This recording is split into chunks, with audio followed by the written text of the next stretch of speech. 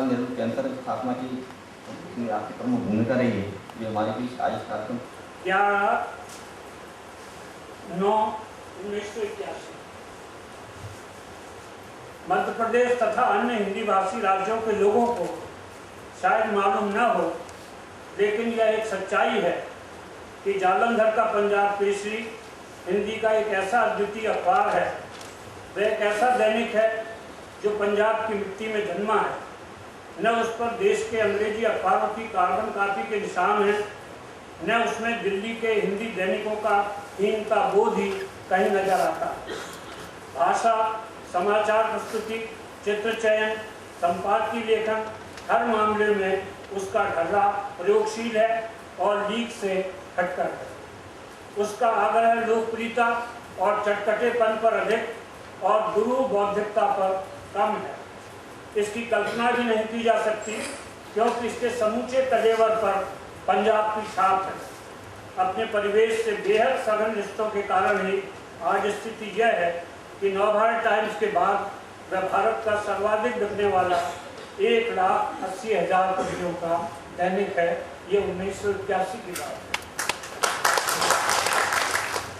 पंजाब केसरी के संपादक लाला जगत नारायण की बुधवार को हत्या कर दी गई। यह हिंदी पत्रकारिता की एक बड़ी क्षति है। हिंद समाचार नामक एक उर्दू पत्र भी लाला जी संपादित किया करते थे। वर्षों से लाला जी पंजाब केसरी के पृष्ठों पर अपने हस्ताक्षरों सहित संपादकीय लिखा करते थे, जिसमें एक पारिवारिक बुजुर्ग की आदमी साहब से कभी दरबार सिंह को सलाह देते, तो कभी जेल सिंह को, कभी लोंगोवाल को संबोधित करते, तो कभी तलवंडी को।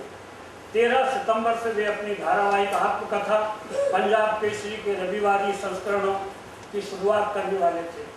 पता नहीं इस 82 वर्षीय पत्रकार की कथा कहाँ तक पहुँच पाई है।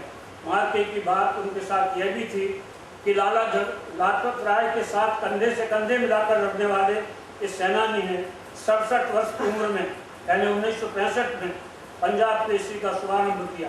कई सालों तक पत्र यूं ही चलता रहा, लेकिन पिछले 7-8 सालों में उसने जो छलांगे लगाई, उनसे उत्तर प्रदेश के धुरंधरों को भी ईर्ष्या होने लगी है और वो शर्म भी। लाला जगत नारायण की मशाल को कई वर्षों से उनके पुत्र रमेश चंद्र थामे हुए। उनके प्रति संवेदना व्यक्त करते हुए हम उम्मीद करते हैं कि महानगरी हिंदी पत्रकारिता को कोसों पीछे छोड़कर जो प्रगति हिंदी के परिधि प्रदेशों में दैनिक अखबारों ने की है, वह भविष्य में भी जो की त्यों जारी रहेगी।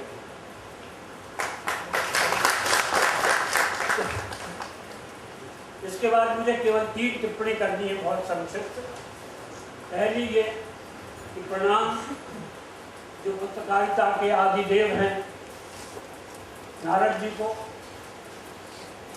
और नारद जी का जब जिक्र आता है तो मैं अक्सर ये सोचता हूँ कि भारत कृषि प्रधान देश है और ऋषि प्रधान देश है। ये दुनिया के एक अजीब देश है। अगर आप ऋषियों की संख्या लगाना शुरू करें, देवर्षि, महर्षि और कितने, तो ये हजारों में जाता है। और ये बड़े दुर्भाग्य का विषय है कि हिंदी में इतने विश्वविद्यालय हैं, इतने महाविद्यालय हैं, उनमें हिंदी विभाग हैं, इतने गुरुकुल हमारे यहाँ पर हैं, और फिर ध्वजाधारी सबसे बड़े स्वामी रामदेव जी हैं, उनके अपने संस्थान हैं। क्यों नहीं इन ऋषियों का एक इस प्रकार से प्रकाशन श्रृंखला शोध से भरी हुई, बिल्कुल मौलिक, सारी दुनिया को एक उसका ज्ञान कराने वाली कि कितनी बड़ी साधना की और प्रतिभा की और सृजन की और मानवता के कल्याण से प्रेरित होकर एक कितनी बड़ी एक पूरी की पूरी एक जगमगाती सूची हजारों सालों से जो चली आई। ये बात अलग है कि अब जैसी बहुत सी चीज़ें मन हुई हैं, बहुत सी ज्योति, उसी तरह की स्थिति इस बारे में भी है। अब तो ये ऋषियों के बजाय कथावाचकों का देश है, और जिसको कि अक्सर मैं कहता हूँ आध्यात्मिक आनंदवाद, इंटेलेक्ट, स्पिरिचुअल एंटरटेनमेंट।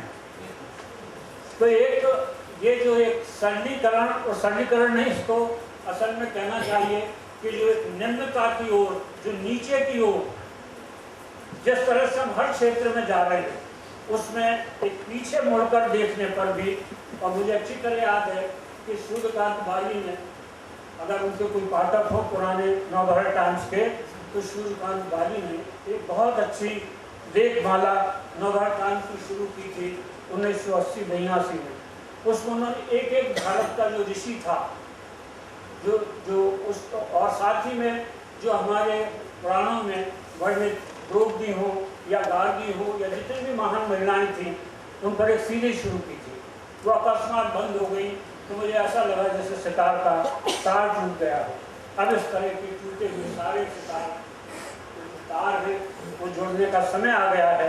अगर हमें, जैसा बिल्कुल आपने अंत में कहा, कि अगर हमें अपने देश की आत्मा से उसकी अंतस चेतना को बचाना है, तो ये ऊपर की जितनी भी सज्जा है और ऊपर का जितना भी हमारा जो आंदोलन कहिए, प्रस्तुति कहिए, जो विचार कहिए, उसमें गंभीरता आना बहुत आवश्यक है।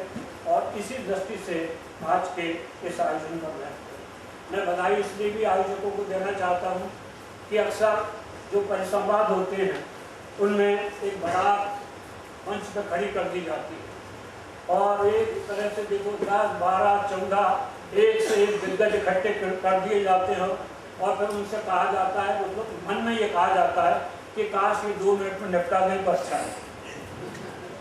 आज कम से कम आप भी खुल के नहीं बोल पाए, उसके लिए मेहमान मैंने उपस्थित किया, उसके लिए मैं आपसे खेद प्रकट करता हूँ। तो हिंसा, इस देश में जितने महासमुद्रों में जितना जल होगा, शायद पिछली कुछ शताब्दियों में उतना मनुष्य का रक्त जो है वो बह चुका होगा। कहते हैं पिछले 3000 साल में 5000 युद्ध हुए, और अगर छोटे मोटे ये लगातार जो संघर्ष रात दिन रक्तपात होता रहता है, आखिर ये रक्तपात के प्रति हमें जुगुप्सा क्यों नहीं जाग रही और क्यों इस बारे में हमारे मन में ये, और इसका कारण भी अगर देखें तो एक मुख्य कारण यही है कि जो एक संवेदना है, और संवेदना आखिर किससे जगती है? संवेदना जगती है बौद्धिक चर्चाओं से, संवेदना जगती है आदमी को प्रबुद्ध बनाने के जो शिक्षा के माध्यम है। शिक्षा ऐसी है, जो अखबार है, उन अखबारों में भी कहीं कुछ ऐसी एक जोश की जगह, एक ऐसा कहीं उसमें इस तरह की प्रस्तुति हो कि ये जो हिंसा के प्रति, जो हिंसा का सैलाब चारों तरफ जिस तरह से उमड़ रहा है। एक मेरे लेखक ने कहा है कि जब मैं सुबह अखबार उठाता हूँ तो मुझे ऐसा लगता है जैसे कि मैं आज रक्त से स्नान कर रहा हूँ। रक्त की बाल्टियाँ, रक्त की बाल्टियों से मैं अखबार भी पढ़ रहा हूँ, उन रक्त की बाल्टियों से स्नान कर रहा हूँ। और इसलिए पश्चिम में वहाँ के बुद्धिजीवियों ने, वहाँ के लेखकों ने हिंसा के प्रति किताबें लिखी जा रही हैं, हिंसा के विरुद्ध बड़े बड़े ग्रंथ लिखे जा रहे हैं, थ्योरी लिखी जा रही है, नए नए शोध किए जा रहे हैं, उनके लिए करोड़ों अरबों डॉलर खर्च किए जा रहे हैं। और हमारे यहाँ इस तरह के विषयों पर चिंतन करने के लिए भी हमारे पास समय नहीं है, साधन नहीं है, उसकी प्राथमिकता नहीं है। मैं इन्हीं शब्दों के साथ विराम देता हूँ और